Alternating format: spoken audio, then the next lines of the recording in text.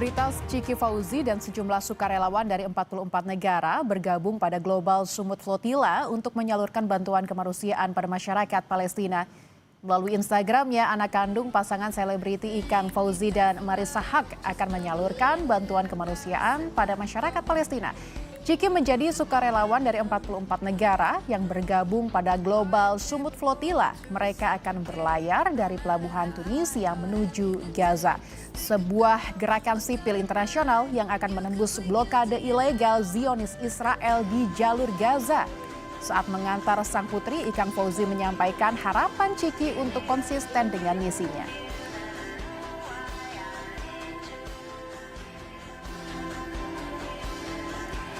Dan saudara, informasi terkini kita terhubung dengan sukarelawan Chiki Fauzi yang tengah bergabung dalam misi kemanusiaan yang diinisiasi oleh Global Sumut Flotilla yang saat ini tengah berada di Tunisia. Halo Mbak Chiki. Halo, Assalamualaikum. Waalaikumsalam. Mbak Chiki, sebelumnya terima kasih banyak untuk waktunya berbagi informasi dengan kami. Sama-sama. Baik, pertama yang ingin saya tanyakan nih Mbak Chiki, menjalankan misi kemanusiaan, memberikan bantuan ke Gaza bersama sukarelawan lainnya. Apa yang akhirnya membuat Mbak Chiki tergerak sih untuk bergabung? Oke, soal isu Palestina ini sudah lama sekali saya gerakan bersama teman-teman yang peduli. Jadi ketika uh, ada um, ada momen seperti ini, saya daftar dan alhamdulillah terpilih, lalu izin ke ayah, ke keluarga, dan akhirnya disinilah saya sekarang gitu ya, bersama teman-teman lainnya kita berusaha untuk membuat koridor kemanusiaan bersama kapal-kapal dari seluruh penjuru dunia, dan sekarang mereka tuh sudah bertolak dari Barcelona yang insya Allah ini karena uncertainty-nya tuh tinggi sekali ya Mbak ya, misi seperti ini. Jadi insya Allah mungkin besok atau 2 hari lagi kapalnya sampai ke Tunisia, lalu kita bergerak bersama menuju perairan Gaza. Jadi kurang lebih seperti itulah. Jadi tujuannya di sini ini adalah non-violence mission. Jadi benar-benar misi kemanusiaan, tujuannya untuk membuka koridor kemanusiaan untuk let the aid enter. Oke. Dan ya semoga apa yang kita bersama-sama dari manusia aktivis Palestina dari seluruh penjuru dunia ini bisa realisasi ya, menembus blokade Gaza.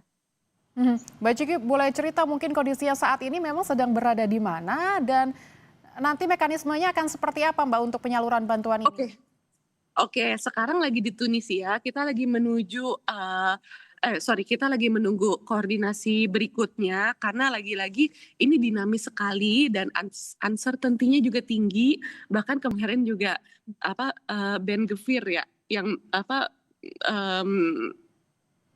Menhannya Israel atau apa aku lupa, itu juga kayak udah banyak memberikan ancaman kalau misalnya teman-teman yang tergabung para aktivis kalau ditangkap akan ditaruh di penjara teroris apa dan lain sebagainya. Tapi lagi-lagi diingatkan di sini saya dan teman-teman relawan dari IGPC Indonesia Global Peace Convoy dan juga Global Sumut Flotilla, kita nih bergerak pakai hati nurani banget ya. Dan ini tuh memang hal soal isu kemanusiaan, ini basic humanity yang memang harus terus digerakkan. Dan sebenarnya it's not all about us, it's not about us yang berusaha menghadapi ketakutan-ketakutan ini, karena kita harus ingat orang-orang Gaza hadapi setiap hari itu melebihi dari ketakutan-ketakutan yang sekarang kita hadapi. Jadi aku mohon banget exposure-nya ke orang-orang Gaza. Kita ini hanya perantara kepedulian, dan semoga kita bisa membuat koridor kemanusiaan di sana menuju Gaza. Amin. Baik. Insya Allah. Amin.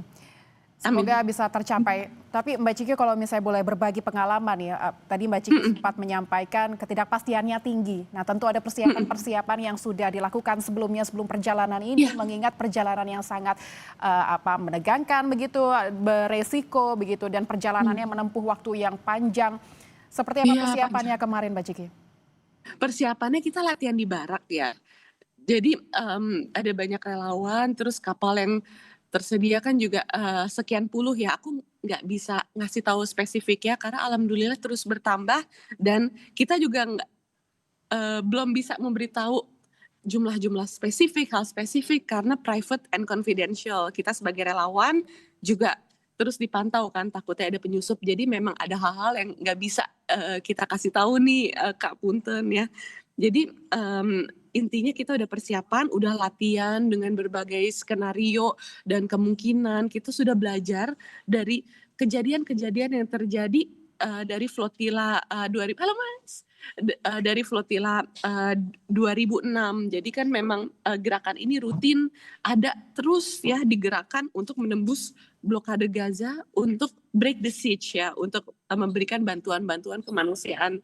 Jadi kita belajarlah dari skenario-skenario yang kemungkinan akan terjadi dan apa yang harus kita hadapi jika nauzubillah ya, jika berhadapan dengan jenis-jenis IOF yang kita harus bagaimana cara bertindaknya dan lain sebagainya. Dan lagi-lagi kembali diingatkan bahwa ini non-violence mission, ini non-violence sailing. Tujuan kita ini bermisi kemanusiaan untuk membawa aid, untuk membawa bantuan yang emang dibutuhkan masyarakat Gaza.